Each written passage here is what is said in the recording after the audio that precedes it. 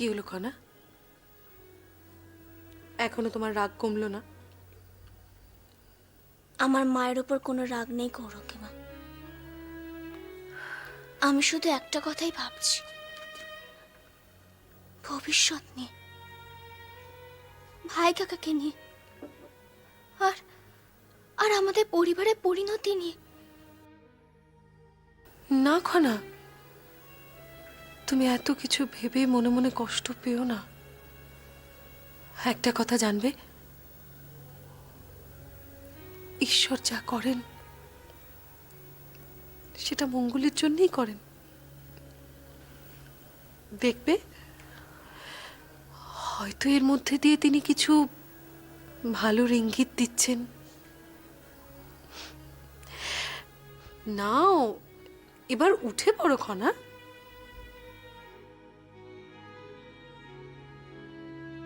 খনা,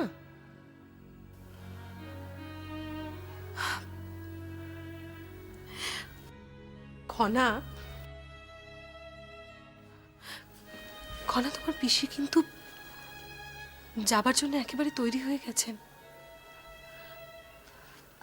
তুমি যদি শেষবারের মতো তাকে বিদায় জানাতে চাও তাহলে দেরি করো না, যাও এই বেলা তার সঙ্গে গিয়ে দেখা করে এসো। যাও খনা।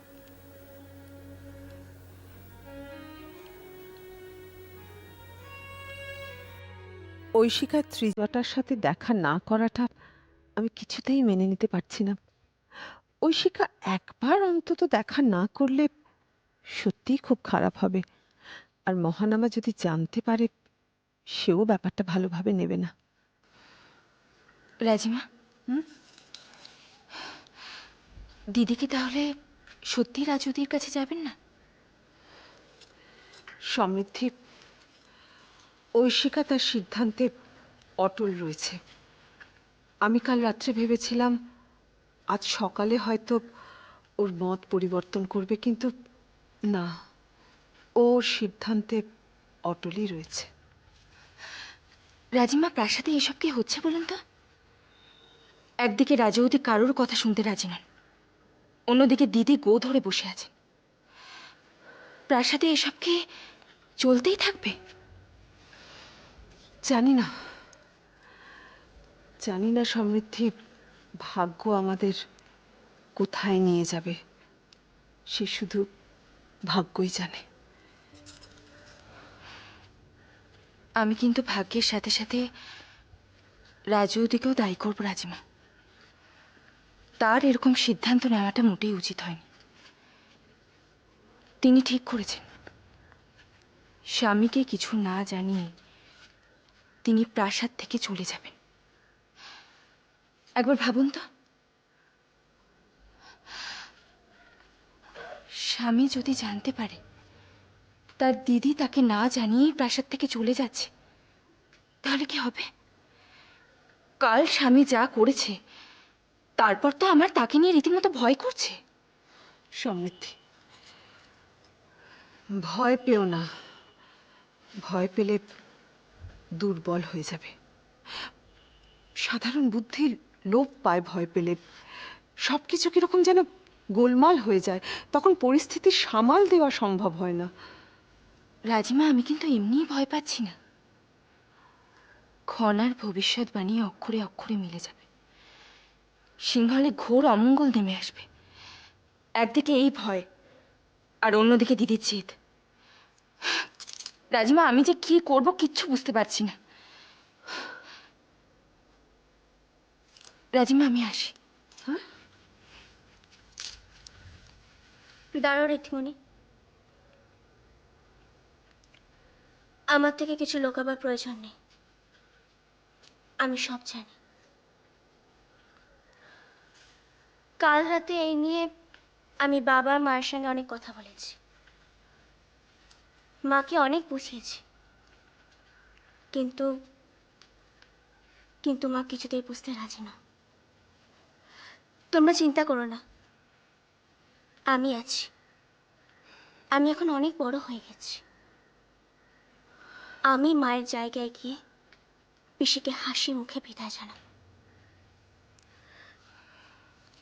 ঋদ্ধিমণি, তুমি আমার সঙ্গে যাবে তো? আমি? কেন? তুমি যেতে চাও না? কিন্তু যাওয়াটা কি উচিত হবে? সমৃদ্ধি, তোমার যাওয়াটাই উচিত হবে। দেখো, ত্রিজটা ত্রিজটা তোমার স্বামী মহানামার দিদি। তুমি যদি ত্রিজটার কাছে যাও তাহলে মহানামাও খুশি হবে, ত্রিজটাও খুশি হবে। ঠিক আছে রাজিমা, আপনি যখন বলছেন তখন অবশ্যই যাব। চলো খনা। এসো।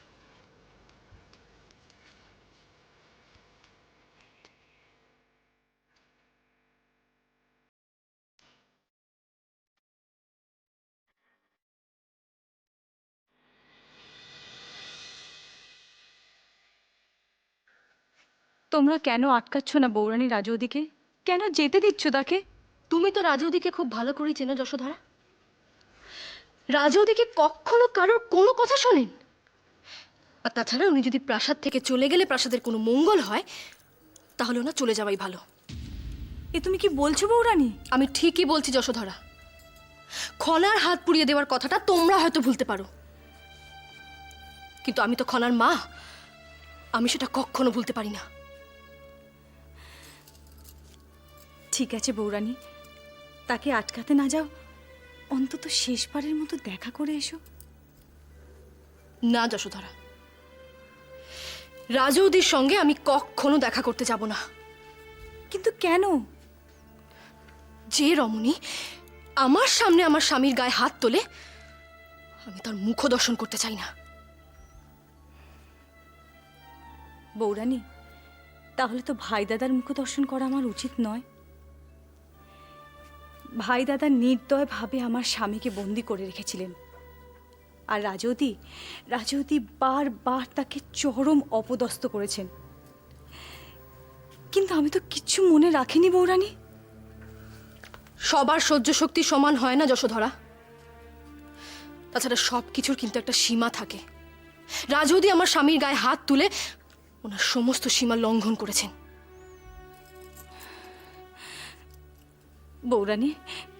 বৌরানী মানুষটা চলে যাচ্ছে, যাবার আগে অন্তত একবার দেখা করো। না যশোধরা, ওনার সঙ্গে দেখা করতে গেলে আমি আর নিজেকে সামলাতে পারবো না। আর আমি চাই না রাজৌদি চলে যাওয়ার আগে আমি কোনো রকম কুকথা ওনাকে বলি। তবে হ্যাঁ, একটা জিনিস আমি অবশ্যই আশা করব। আমি চাইব উনি তীর্থে গেলে ওনার যেন মানসিক পরিবর্তন হয়। আর ভবিষ্যতে যদি উনি কোনো দিন প্রাসাদে ফেরত আসেন, তাহলে যেন সম্পূর্ণ অন্য মানুষ হিসেবে ফেরত আসেন।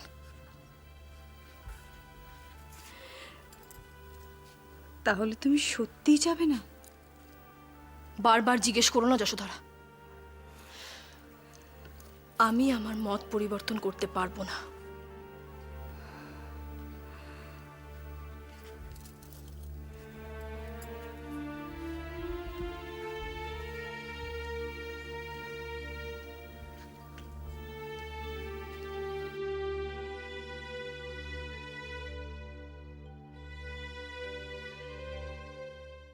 আমি কোনোদিন স্বপ্নেও ভাবিনি যে রাজৌদি এরকম একটা সিদ্ধান্ত নেবেন।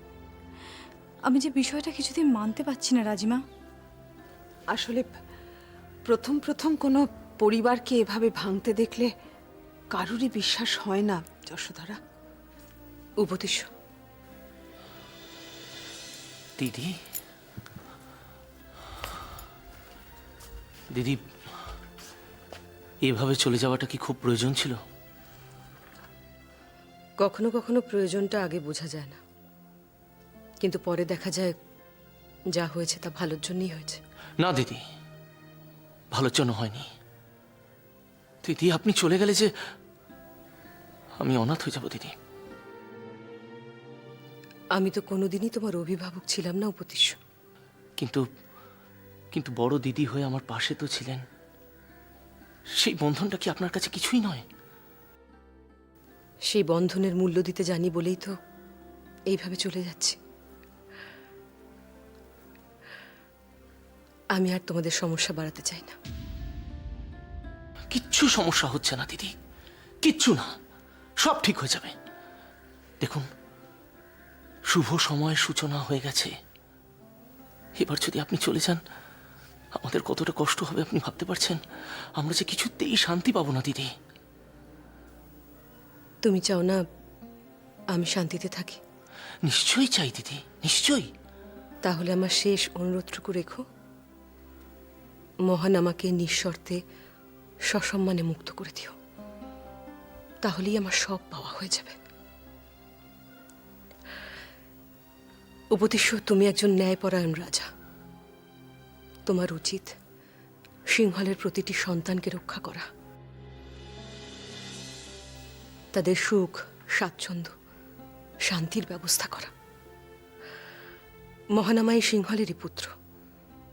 সে দীর্ঘদিন তরবারি হাতে এ দেশকে রক্ষা করেছে, তোমার সঙ্গে কাঁধে কাঁধ মিলিয়ে প্রজা পালন করেছে। তাকে তাকে তার উপযুক্ত প্রতিদানটুকু দিও। দেখো, ভগবান তোমাকে দু হাত তুলে আশীর্বাদ করবেন।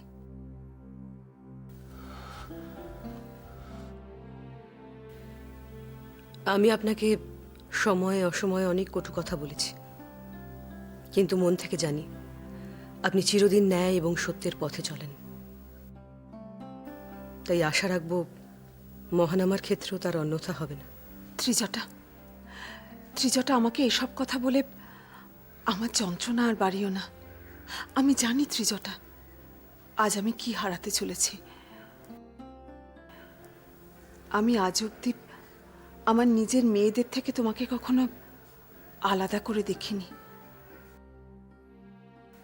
আজ আমার মনে হচ্ছে তাদেরই কেউ আমাকে ছেড়ে চলে যাচ্ছে। রাজিমা, রাজিমা, পিসিকে আটকাও না রাজিমা, এভাবে পিসিকে যেতে দিও না। খনা, খনা, তোমার পিসিকে আটকানোর অধিকার আমার নেই, ক্ষমতাও নেই। তবে ত্রিজটা, তুমি চলে যাওয়ার আগে তোমাকে আমি একটা আশ্বাস দিতে চাই। আজ অবধি তুমি এ প্রাসাদে মহান আমাকে যেমন ভাবে রক্ষা করেছিলে মায়ের মতো, তুমি চলে যাবার পর আজ থেকে মহান আমার সমস্ত দায়িত্ব আমার।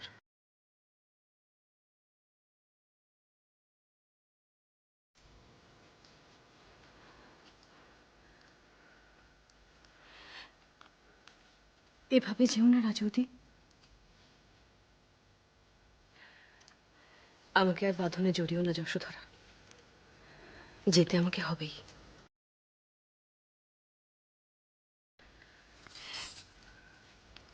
কিন্তু আমি চাইবো আমার দিদি খুব শীঘ্র ফিরে আসুক আমাদের মধ্যে।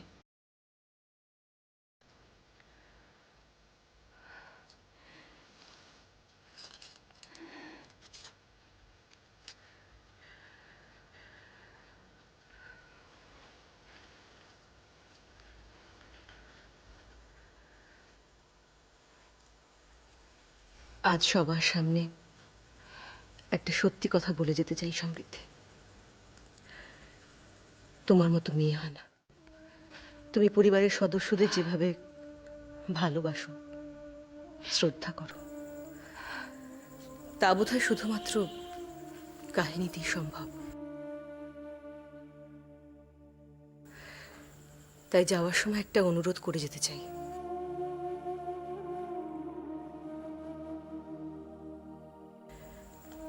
আমি জানি মহানামার সঙ্গে তোমার অনেক সমস্যা রয়েছে, তবু আমি চাইব তুমি ওর পাশে থেকো। বিপদে আপদে ওকে সাহায্য করো।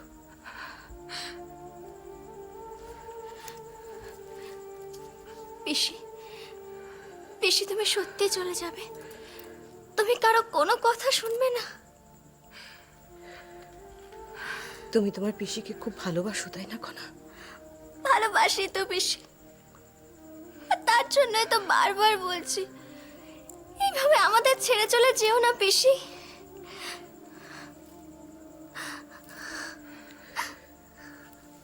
আমি তোমাদের ছেড়ে গেলেও তোমার বলা একটা পরম সত্য কথা বুকে আঁকড়ে ধরে নিয়ে যাচ্ছি খনা। কোন পরম সত্য?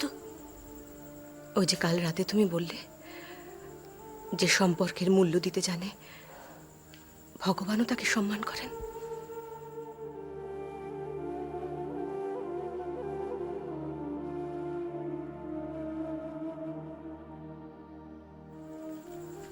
খুব মন দিয়ে অধ্যয়ন করবে কেমন, যাতে তোমার কথা শুনে গর্বে আমার বুক ভরে ওঠে। পিসি, তুমি আর ফিরবে না?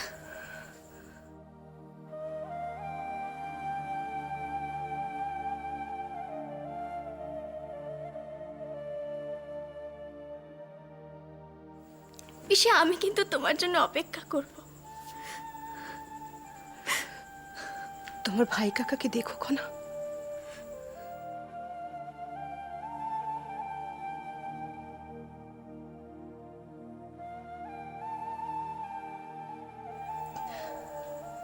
তুমি নিশ্চিত থাকো।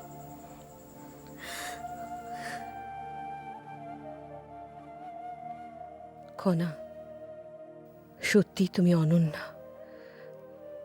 এত কিছু হওয়ার পরও আমাকে এইভাবে ক্ষমা করা কি কারোর পক্ষে সম্ভব খনা? আমার যাওয়ার ব্যবস্থা করো উপদেশ।